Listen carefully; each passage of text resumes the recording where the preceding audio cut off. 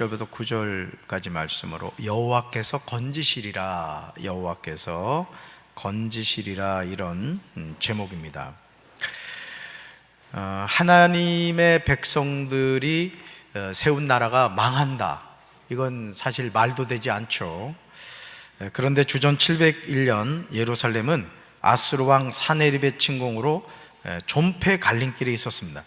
여러분, 항상 그렇거든요. 우리 삶에 어려움이 다가올 때 우리의 믿음의 진위 여부가 드러나게 되는 것을 보게 되죠. 자, 이런 위기의 순간에 지도자들이 참 안타까운 것은 하나님의 말씀을 의지하기보다는 자신의 기회를 더 신뢰했다는 거예요. 자, 그 5번째 줄에 밑줄 보시죠. 하나님을 믿고 의지하는 신앙에서 출발하지 않는 모든 것은 실패할 수밖에 없다. 거기에 밑줄 보세요. 위기가 다가왔을 때 우리가 붙잡아야 될 것은 뭐냐? 하나님을 믿고 의지하는 신앙이다, 이거예요. 이거다.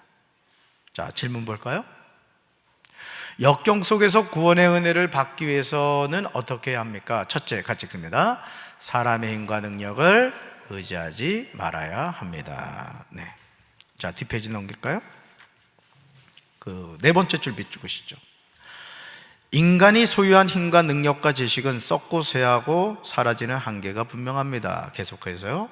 이런 것들이 잠시 도움이 되는 것 같지만 진정한 도움은 되지 않습니다. 그 다음 줄, 믿음의 사람은 눈에 보이는 육체의 힘과 능력이 아닌 하나님의 무한하신 능력을 의지합니다. 너무 당연하죠.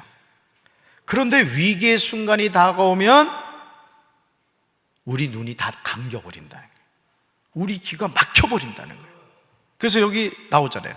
믿음의 사람은 눈에 보이는 육체의 힘과 능력이 아닌 뭐를? 하나님의 무한하신 능력을 의지한다는 거예요. 할렐루야. 그러니까 여러분들이 어떤 위기의 순간일수록 정신을 바짝 차리고 내 삶에 위기가 다가왔다, 무조건 주님 앞에 와서 무릎 꿇으셔야 돼. 아멘이십니까? 그럼 하나님은 해결하신단 말이죠. 자, 둘째 볼까요? 둘째, 역경 속에서 구원의 은혜를 받기 위해서는 어떻게 합니까? 둘째 같이 읽습니다. 하나님의 약속을 믿어야 합니다. 그 첫 줄 밑줄 보세요. 하나님은 예루살렘을 보호하고 지키겠다고 약속하셨습니다. 자, 그런데 주변 상황은 어떻게 됐어요? 지금 망할 상황이란 말이에요. 망할 상황. 그러면 어떻게 되는 거예요? 누굴 바라봐야 돼요? 하나님을 바라봐야 되는데 오두방정을 뜨는 거예요. 여러분, 5번째 줄 밑줄 보세요. 시온산은 약속의 땅입니다. 예루살렘은 하나님의 성읍입니다. 그죠? 계속 그 약속의 땅과 하나님께 속한 성읍은 하나님의 소유이기에 하나님께서 지키시기 위해서 끝까지 싸우십니다. 거기다 별표 주셨어요. 믿음의 사람은 위기의 순간에 하나님만 바라보고 하나님만 의지합니다. 이 별표 100개 해야 돼, 이거. 그래서 위기라는 그 기자와 기회할 때 기자가 같은 한자인 거 아시죠? 그러니까 위기는 사실 기회입니다, 기회. 누구를 바라보면? 하나님 바라보면. 할렐루야. 밑에서 2번째 줄 밑줄 보세요. 우리는 하나님이 내 생명을 보호하고 건지시고 구원하신다는 약속을 굳건히 믿어야 돼요. 아멘. 자, 그 다음 셋째 볼까요? 셋째, 역경 속에서 구원의 은혜를 받기 위해서는 어떻게 합니까? 셋째 읽습니다. 죄를 회개합니다. 아멘. 그 첫 줄 밑줄 보세요. 유한한 피조물과 연약한 인생을 의지하는 것이 하나님을 믿지 않는 불신앙입니다. 자꾸 사람 바라보라 그러죠? 그죠? 이 환경만 어떻게 바뀌었으면 좋겠는데. 아니에요. 어떤 역경과 환란이 있더라도 우리가 하나님 바라보면 되는 거예요.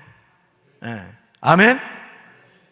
그래서 저도 지하 개척교회에서 7년 동안 진짜 아주 푹 절여졌지 뭐야. 푹 절여졌어. 근데 돌이켜보면 저에게 하나님이 주신 은혜가 뭐냐면 하나님만 바라보겠다니까. 부모님, 양가 부모님 한 푼도 도와줄 형편 안 되지, 인맥도 없지, 그냥 영맥만 잡았다? 여러분도 그러셔야 돼. 그러니까 주변에 도울 사람이 많는 건 좋은 게 아니야, 사실은. 오히려 그럴수록 탁탁 차단하고 누구만 바라봐야 된다? 하나님만 바라봐야 돼. 자, 오른쪽으로 가서 맨 위에 첫 줄, 믿음의 사람에게는 뭐가 필요하다? 회개가 필요합니다. 계속요. 진정한 회개는 하나님께로 돌아와서 다시 보세요. 약속의 말씀을 뭐하고? 믿고 따르는 것입니다. 별표. 회개하지 않은 사람은 반드시 멸망한다는 사실을 유념해야 됩니다. 여러분, 왜 위기가 오죠? 하나님의 백성에게 왜 위기가 옵니까? 하나님의 말씀에 불순종했기 때문에 온단 말이에요. 그러니까 회개해야 되는 거예요. 회개. 위기가 오면 무조건 회개해야 되는 거예요. 무조건. 그럼 하나님이 돌이켜 주시는 거예요. 할렐루야. 자, 마지막 문단 첫 줄. 위기의 순간에 있다면 더욱더 하나님을 찾고 만나고 하나님의 능력과 역사를 구해야 됩니다. 별표시하세요. 세 번째 줄, 말과 병과 마병이라는 현실적인 도움을 찾으려고 했습니다.